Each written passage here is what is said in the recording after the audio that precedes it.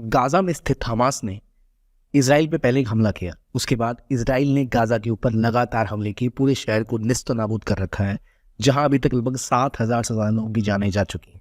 इसको लेकर एक रेजोल्यूशन यूएनएससी में गया, यानी यूनाइटेड नेशंस सिक्योरिटी काउंसिल में, जिस पर कि दो देशों ने अपने अपने रेजोल्यूशन लाए, रशिया और ब्राजील ने, जिसमें रशिया के रेजोल्यूशन को यूएनएससी ने रिजेक्ट कर दिया और वेडनेसडे को ब्राजील का रेजोल्यूशन पास होगा या नहीं वो देखा जाएगा।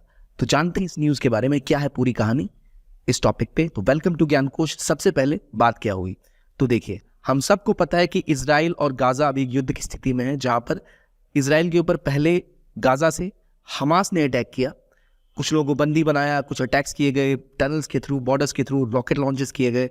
उसके बाद इसराइल ने लगातार गाजा के ऊपर भयंकर बमबारी की है, कई सारे सिविलियन इलाकों को निस्तो नाबूद कर दिया, जहाँ बहुत से लोगों की जानें गई हैं।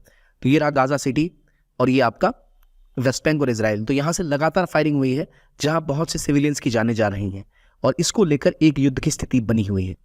अब यहाँ इसको रोकने के लिए, क्योंकि गाजा को पूरी तरह से ब्लॉक कर दिया है इसराइल ने, ब्लॉक इन द सेंस ना यहाँ समुद्र के रास्ते या रोड के रास्ते आप कोई भी दवा, पानी, बिजली कुछ नहीं पहुंच पा रही है गाजा सिटी के अंदर। तो एक ह्यूमैनिटेरियन क्राइसिस आ गई है, जिसको रोकने के लिए अब दुनिया भर के लोगों ने कहा है कि अगर हमास ने इसराइल के ऊपर हमला किया है तो उसमें गाजा के लोगों की क्या गलती है, जिनके ऊपर लगातार हमले हो रहे हैं। हालांकि इसराइल एक सूचना जरूर देता है कि आप खाली कर दें घरों को या बिल्डिंगों को, पर फिर भी हजारों लोगों की जानें गई हैं और इसे कहा जा रहा है कि अभी तक का एक सबसे बड़ा हमला गाजा के ऊपर इसराइल ने किया है। इसको लेकर यूएन में अब बात उठी कि ये ह्यूमैनिटेरियन क्राइसिस डेवलप हो रही है और दो देशों ने, एक रशिया ने अपने रेजोल्यूशन पहले लाया कि हमें इस चीज़ को कंडेम करना चाहिए, यानी यूनाइटेड नेशंस में, संयुक्त राष्ट्र संघ की सिक्योरिटी काउंसिल में एक रेजोल्यूशन रशिया लाया और दूसरा रेजोल्यूशन ब्राजील लेके आया और दोनों ने बात करी कि जो अभी तक हो रहा है गाजा में और इसराइल के बीच में, इसका हमें खंडन करना चाहिए। तो दोनों के बीच में कुछ अंतर था। क्या अंतर था पहले ये समझते हैं। पहले रशिया का जो रेजोल्यूशन था वो आया था और उसके बाद ब्राजील का रेजोल्यूशन आया था। तो ये दोनों राइवल रेजोल्यूशन थे अलग अलग। रशिया का जो रेजोल्यूशन था उसमें रशिया ने ऐसा कहा कि हमें पूरी तरह से कंडेम करना चाहिए जो भी अटैक यहाँ पर हो रहे हैं, जो भी टेररिस्ट एक्टिविटीज हुई हैं, जो भी सिविलियंस की डेथ हुई है, और हमें एक सीज फायर इंश्योर करना चाहिए और इस चीज़ का पूरा खंडन करना चाहिए, ये कहा रशिया ने। लेकिन रशिया ने एक काम किया कि रशिया ने अपने रेजोल्यूशन में कहीं भी हमास का नाम नहीं लिया है। वही दूसरी तरफ आया ब्राजील का रेजोल्यूशन। अब ब्राजील के रेजोल्यूशन पे बात करने से पहले मेरा आपसे एक सवाल है कि इनमें से कौन सा समुद्र, कौन सा सी जो है वो गाजा स्ट्रिप के आसपास है, कौन सा सी है जो बिल्कुल गाजा स्ट्रिप के एक साइड पड़ता है? क्या वो मेडिटेरेनियन सी है, या वो रेड सी है, या वो डेड सी है, या अरेबियन सी है? इतनी बार हमने इस टॉपिक को पढ़ा है तो इतनी क्लैरिटी हमारे पास होनी चाहिए कि कौन सा सी असल में गाजा स्ट्रिप के पास है। तो ये उम्मीद है मुझे आपको पता होगा, कमेंट सेक्शन में जरूर लिखिए, इससे टेस्ट होगा कि आपको कितनी जानकारी है या नहीं है। आइए अब बात करते हैं हमारे टॉपिक के ऊपर, जहां हमने बात की कि राइवल रेजोल्यूशन, एक पहला रेजोल्यूशन किसका है? ब्राजील का, और दूसरा रशिया का।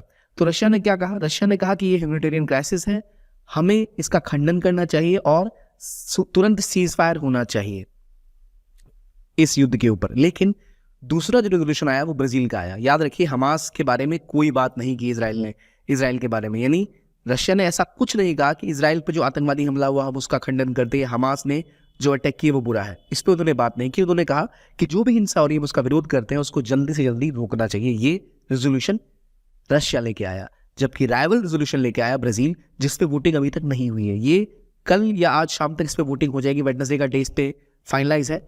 इसमें क्या है, ब्राजील ने कहा कि हाँ, हमें एक डिफरेंट अप्रोच रखनी चाहिए। इन्होंने क्या कहा? इन्होंने कहा कि हमें जरूरत है ह्यूमैनिटेरियन पॉजेस की, यानी जो भी सहायता, अगर गाजा के सिविलियन सफर कर रहे हैं तो उनको सहायता मुहैया कराई जानी चाहिए। इन्होंने पूरी तरह कंडेम किया कि जो हिंसा और अटैक हमास ने इसराइल के ऊपर किए, एक बड़ा टेररिस्ट अटैक, इसका उन्होंने खंडन किया और कहा कि हम किसी भी तरह के सिविलियंस की डेथ को और जो भी टेररिस्ट की एक्टिविटीज़ हैं, टेररिस्ट के एक्शंस हैं, उसका पूरा पूरा विरोध करते हैं। तो इन दोनों के जो रेजोल्यूशन, इसमें फ़र्क ये है कि ब्राज़ील के रेजोल्यूशन में क्लियरली हमास के बारे में बात की गई है, हमास के टेररिस्ट अटैक का खंडन किया गया है और ये बोला गया कि इसराइल पर जो आतंकवादी हमला हुआ वो बहुत बुरा है। यहाँ इन्होंने ह्यूमैनिटेरियन पॉजेस की बात करी कि भाई दवा, बिजली, इलेक्ट्रिसिटी, पानी, ये सब गाजा में जाना चाहिए और सिविलियंस के ऊपर हमला नहीं होना चाहिए, उनका कोई दोष नहीं है।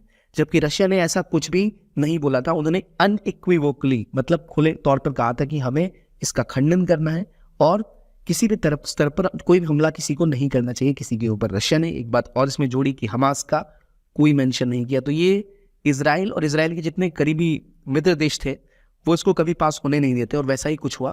तो जो ब्राजील वाला है वो तो वेडनेसडे को इसके ऊपर वोटिंग होनी है। वेडनेसडे यानी आज 18 तारीख को इसके ऊपर वोटिंग होगी, शाम तक इस पर कोई फैसला आ जाएगा।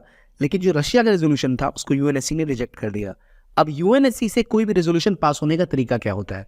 यूएनएससी में 15 मेंबर होते हैं, 5 परमानेंट और 10 नॉन परमानेंट जो रिवॉल्व करते रहते हैं। आपको कोई भी वोट पास कराने के लिए 9 वोट चाहिए होते हैं, और इन 5 में से किसी का भी वीटो नहीं होना चाहिए।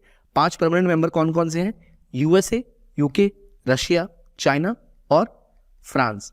इन कंट्रीज का वीटो नहीं होना चाहिए, और बाकी ओवरऑल 9 वोट कंप्लीट होने चाहिए। लेकिन इनको केवल 4 वोट मिले, जिसमें रशिया, चाइना, यूएई, गबॉन इन्होंने ही सपोर्ट में वोट किया और बाकी लोगों ने इसको समर्थन नहीं दिया। तो इसलिए ये जो वोट है पूरी तरह फेल हो गया। पूरी उम्मीद थी कि ऐसा ही होगा, लेकिन अब जब ब्राजील की बात करें तो शायद उम्मीद है कि ऐसा कुछ हो कि ये रेजोल्यूशन पास हो जाए, क्योंकि इन्होंने इसमें हमास का भी खंडन किया है और ह्यूमैनिटेरियन पॉजेज का भी बात की है। पूरी तरह सीजफायर की बात नहीं की है, और खंडन किया किसी भी तरह के अटैक का। सिविलियंस को बचाने की बात की है, और इजराइल जो लगातार गाजा स्ट्रिप में सिविलियंस के ऊपर अटैक कर रहा है, जो जाने जा रही है सिविलियंस की, वो बहुत ही दर्दनाक स्थिति है, जहाँ 2000 से लेकर 3000 बच्चों की केवल जाने गई है अभी तक पैलेस्टाइन। पूरे केस में पैलेस्टाइन और इजरायली बच्चों को जोड़ा जाए तो, जिसका पूरा खंडन करना दुनिया भर में बहुत अनिवार्य है। और देखते हैं क्या होता है इसके ऊपर। आपका क्या मत है? क्या यूएनएससी को रशिया का रेजोल्यूशन पास करना चाहिए था? और क्या आपको लगता है कि ब्राजील का रेजोल्यूशन भी पास होगा? याद रखिए, अमेरिका कोई भी रेजोल्यूशन जो इजराइल के खिलाफ आता है उसको यूएन में वीटो कर देता है, उसको पास होने ही नहीं देता। सबको पता था कि रशिया का रेजोल्यूशन पास नहीं हो पाएगा, लेकिन अब ब्राजील पे क्या होता है ये हम देखेंगे। तो आज की वीडियो के लिए इतना ही। देखने के लिए बहुत बहुत धन्यवाद। कीप ऑन वॉचिंग ज्ञान कोश।